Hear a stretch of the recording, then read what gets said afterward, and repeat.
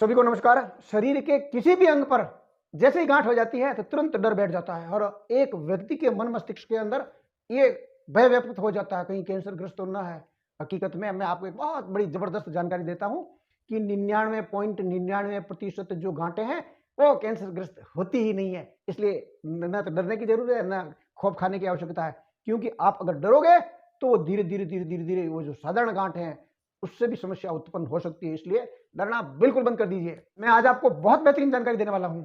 अगर आप इन नुस्खों का उपयोग कर लेते हो तो शरीर के किसी भी अगर अंग में गांठ उत्पन्न हो गई हो तो आप खुद बिना ऑपरेशन बिना बायोप्सी का खर्चा किए हुए आप घर के अंदर आपके हाथों से आप उन गांठों को जड़ मूल से नष्ट कर सकते हो। इतनी बेहतरीन जानकारी है ये। आपको मालूम है कि जो खर्चा है वो 25,000 से 1,00,000 रुपए तक बैठ जाता है इस ऑपरेशन का, इस बायोप्सी का। वो खर्चा बच जाता है केवल एकदम आसान घरेलू नुस्खों से। इन गांठों को जड़ मूल से खत्म करने का ये नुस्खा इतना बेहतरीन है, परंपरागत रूप से प्रचलित, सदियों से प्रचलित।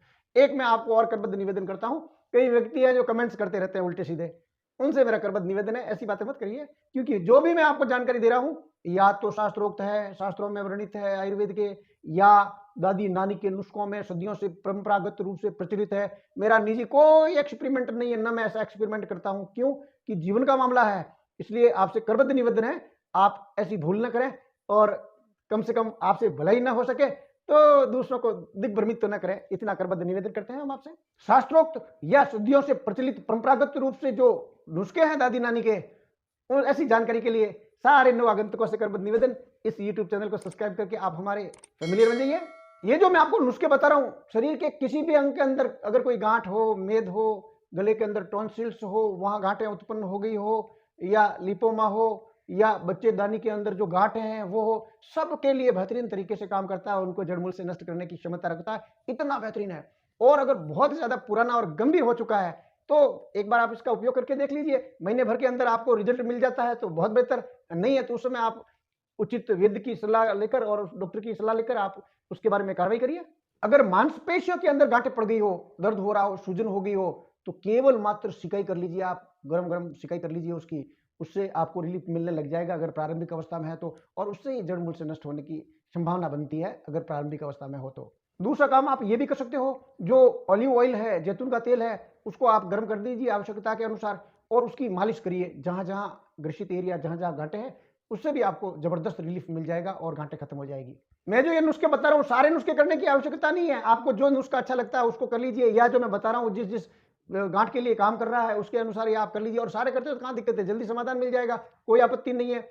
एक नुस्खा आप ये भी कर सकते हो, लेकिन हल्दी लेनी है आपको, फिर उसको भैया पाउडर के रूप में होनी चाहिए, नहीं है अब आँख लेके आते हो तो और बढ़िया है, क्योंकि शुद्ध हल्दी होनी चाहिए। इसके लिए आप हल्दी लेके आ गए, उसको साफ सफाई की और बढ़िया कूट कुटा के उसको बढ़िया पाउडर बना दीजिए।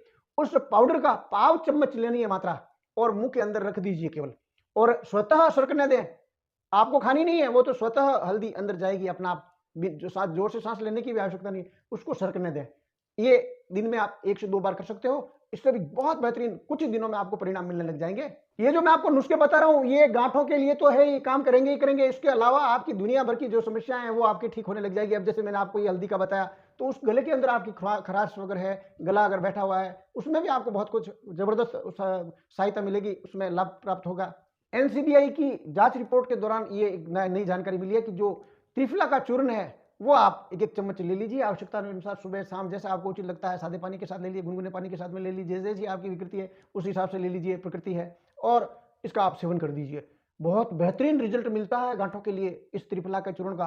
अगर आपके गांठ है, मेद है, तो पंसारी की दुकान पर रसोत मिलता है, वो आप ले आइए और उसको साफ करके रखें, और आवश्यकता के अनुसार आप पानी ले लवा के उसको सील बट्टे पर, पत्थर के सील बट्टे पर उसको जबरदस्त खरल कर लीजिए, उसको घिस दीजिए और घिसकर आपका जो ग्रसित स्थान है गांठों वाला, वहां उस गांठों पे लगा दीजिए। इसको रात भर रहने दें, रात को लगा दें और सुबह उसको हटा दें। 2-5 दिन करते ही आपको मालूम पड़ने लग जाएगा कि चुटकियों में आपकी गांठें हैं जो ठीक हो रही है, कम हो रही है, धीरे धीरे पूरी पूरी खत्म हो जाएगी। काचनार की छाल है, ये भी पंसारी की दुकान पे मिल जाएगी। गोरखमुंडी है, ये भी पंसारी की दुकान पे मिल जाएगी। या आप दोनों वहां से खरीद के लेके आ जाइए, थोड़ी थोड़ी मात्रा की आवश्यकता के अनुसार आप 50-50 ग्राम लेके आ जाइए और उनको अलग अलग पहले एकदम साफ सफाई कर लीजिए।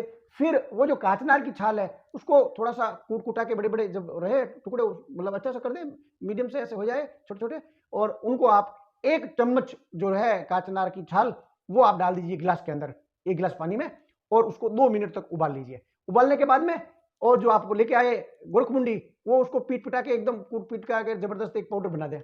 वो जो पाउडर है वो पाव चम्मच ही काम में लेना आपको, मतलब 1 से 2 ग्राम की मात्रा में। वो डाला उसमें, 2 मिनट गर्म होने के बाद में इसको डाल दो, 1 मिनट तक और आप उसको उबाल दीजिए।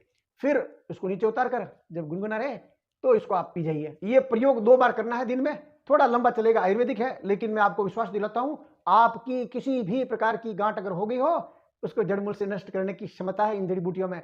उपयोग कर लीजिए। कई लोग क्या करते हैं कि वो जल्दी ठीक होने की ख्वाहिश में मात्रा बढ़ा देते हैं दवा की।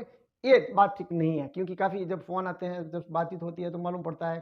तो कृपया ये ध्यान रखें, जितनी आपको मात्रा बताई है उतनी, अगर जब कभी मैंने मात्रा आवश्यकता अनुसार है तो आपके शरीर की सेहत के हिसाब से आप ले सकते हो। जब जब मात्रा की आवश्यकता हुई है, पक्की है, जब मैंने आपको सूचना दी है, निवेदन किया है, उस हिसाब से काम लें।